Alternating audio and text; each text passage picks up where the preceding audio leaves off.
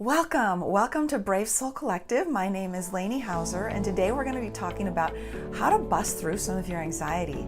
Anxiety is such a common human experience. We all experience anxiety at some level or another, and God's word says, don't worry about anything, be anxious for nothing, but in all things by prayer and supplication. So today I want to talk a bit about 3 ways that I use personally to bust through my own anxiousness when I feel overwhelmed or stressed out or anxious. I use these 3 things on a very regular basis. So the first thing is to deep breathe. I know it sounds simple, but it works. It changes your nervous system and it causes it to slow down. It causes your heart rate to slow down, and therefore it decreases your anxiety. So what you want to do is just close your eyes for a few moments and just begin to focus on your breath. Just focus on you're breathing in, you're breathing out. I often like to teach people to breathe in a square.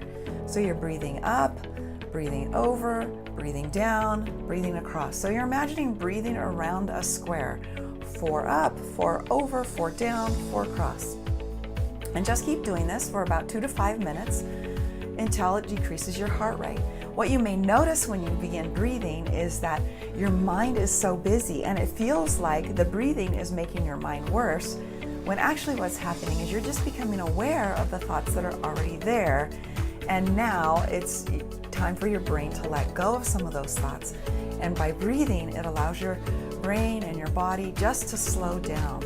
It's the quickest, surefire way to decrease your anxiety in 5 minutes and under.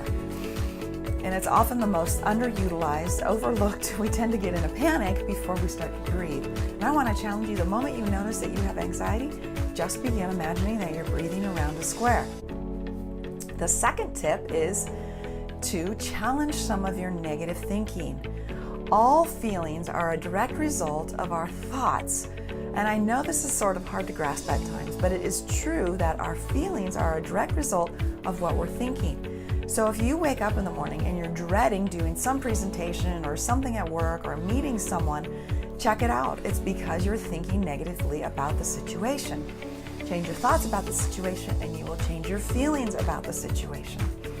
It's a really quick way to begin to change your anxiety, because if you're thinking negatively, it's going to make you feel negatively and feel anxious, and it just decreases the moment that you begin to change your thoughts into positive ones.